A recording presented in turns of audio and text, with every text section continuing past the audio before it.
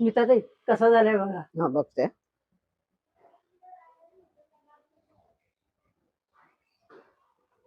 एकदम छान, रुचकर, स्वादिष्ट. धन्यवाद ग- धन्यवाद. हम्म.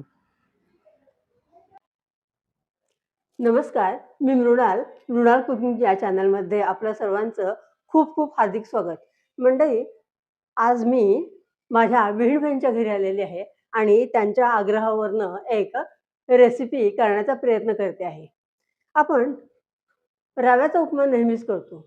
उपमा, शिरा हे पदार्थ खाऊन आपल्याला कंटाळा येतो आणि माणसाला नेहमी सतत बदल हवा असतो. त्यामुळे आज मी शेवयांचा उपमा करते आहे. आपण साहित्य बघूया का? इथं मी अर्धा किलो रोस्टेड शेवया घेतलेल्या आहेत. त्यामुळे ह्या शेवया मला भाजून घेण्याची गरज नाही. तुम्ही जर घरी केलेल्या घरगुती शेवया वापरणार असाल तर त्या तुम्हाला थोडे तुपावर 3-4 मिनिटं परतून घ्यावे लागतील. इथं मी 2 मोठे कांदे बारीक चिरून घेतलेले आहेत. 1 मोठी सिमला मिरची बारीक चिरून घेतलेली आहे. 2 मोठे टोमॅटो बारीक चिरून घेतलेले आहेत. थोडेसे मटार आहेत, कढीलिंब आहेत, लिंबू आहे. थोडीशी पौष्टिकता वाढवण्यासाठी काजू घेतलेले आहेत. कोथिंबीर सर्वांची आवडती, ओलं खोबरं, साखर, मीठ. इथं 5 कमी तिखट असलेल्या मिरच्या बारीक चिरून घेतलेल्या आहेत आणि आल्याचे बारीक तुकडे करून घेतलेले आहेत.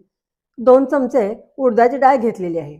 चला तर आपण किचनकडे जाऊया का? उपमा करायला सुरुवात करूया का? गॅस चालू केला आहे, कढई तापत ठेवली आणि त्याच्यामध्ये 3 मोठे चमचे मी तेल घातलेले आहे. तेल तापलेलं आहे.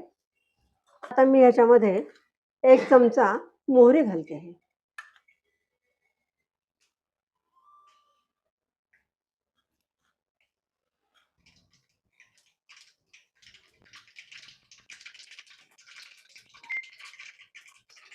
एक चमचा जिरं. जिरं छान फुललेलं आहे. मोहरी छान तडतडलेली आहे. अर्धा चमचा हिंग घातलेला आहे.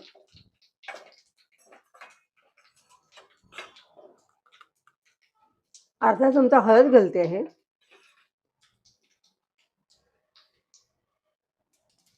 8 ते 10 कढीलिंबाची पानं घातलेली आहेत. 2 चमचे उडदाची डाळ टाकली आहे. मिरच्यांचे तुकडे आणि आल्याचे तुकडे घातलेले. फोडणी थोडी परतून घेते आहे. आपल्या फोडणीचा खमंग वास सुटलेला आहे.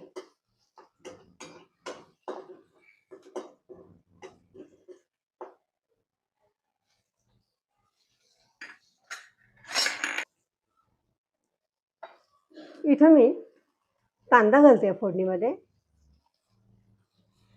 परतून घेते.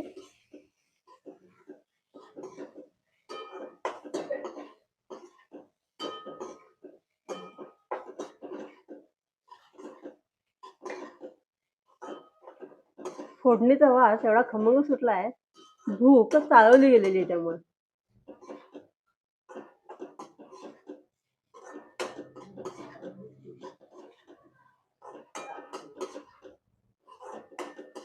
कांदा थोडासा परतून झालेला आहे आपला.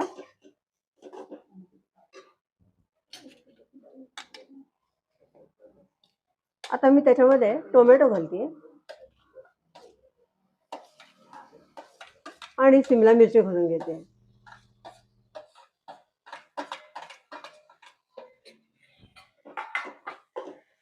सिमला मिरचीचा क्रंच पदार्थामध्ये खूप छान येतो.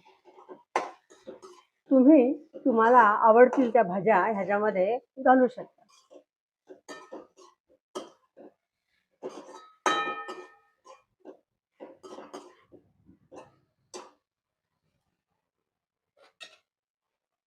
कांदा टोमॅटो लवकर शिजावेत म्हणून मी थोडंसं मीठ घातलेलं आहे.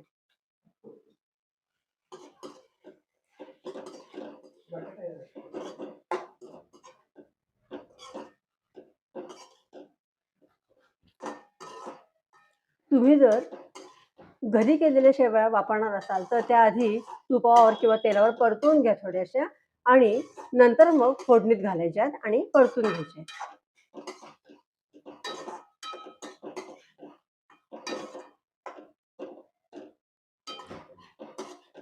आता इथं कांदा आणि टोमॅटो ह्यांच्याबरोबर मी शेवया घालून घेते आहे.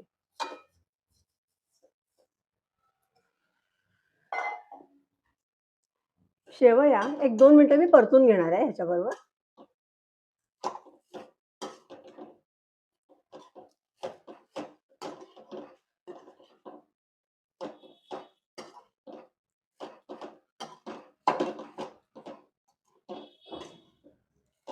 माझ्या नातवंडांना हा शेवयांचा उपमा खूप आवडतो.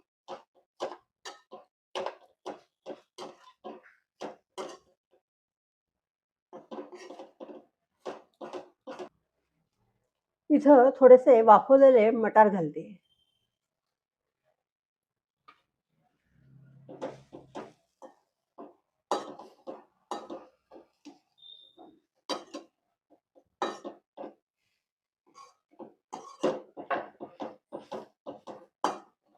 आपल्या शेवया छान भाजून झालेल्या आहेत आणि त्यात घातलेल्या भाज्या पण शिजत आलेल्या आहेत. 1 मिनिट मी अजून परतून घेणार आहे आणि नंतर त्याच्यामध्ये आपण गरम केलेलं पाणी घालणार आहोत. त्यामुळं पूर्वतयारीमध्ये पाणी गरम करून ठेवा.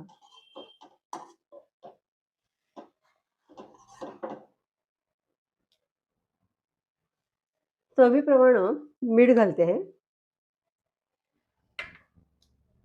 थोडीशी साखर घालते. साखर ऑप्शनल आहे. सर्वांची लाडकी स्वाद देणारी कोथिंबीर घातलेली आहे. थोडेसे काजूचे तुकडे घालते आहे आणि थोडंसं खोबरं मी आत घालून घेते आहे.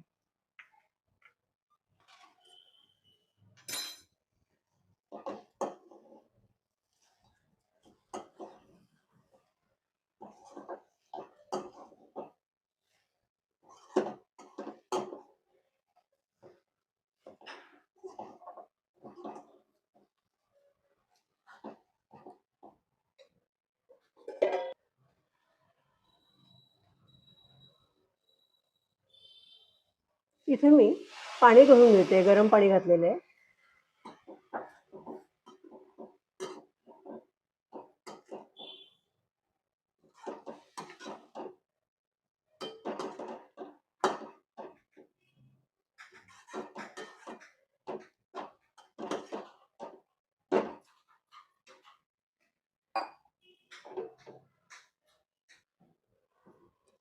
अजून थोडं पाणी मी घालते आहे.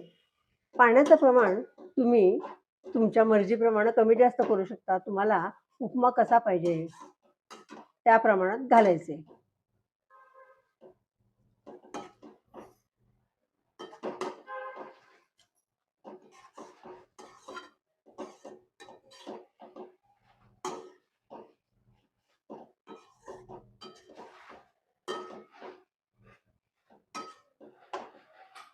हे बघा आपला उपमा जवळजवळ झालाय सगळा.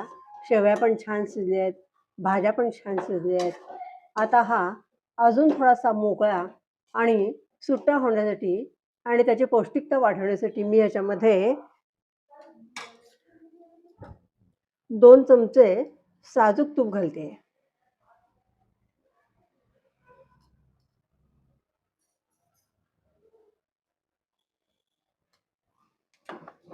इथे मी एक लिंबू पिळून घेते आहे. लिंबू पण ऑप्शनल आहे. आपण ह्याच्यात टोमॅटो घातलेला आहे.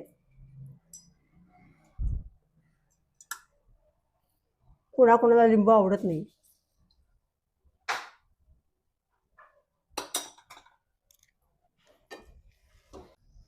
ह्याच्यावर 1 मिनिटासाठी झाकण ठेवून घेते. आता आपण झाकण काढून घेणार आहोत आणि गॅस बंद करते आहे.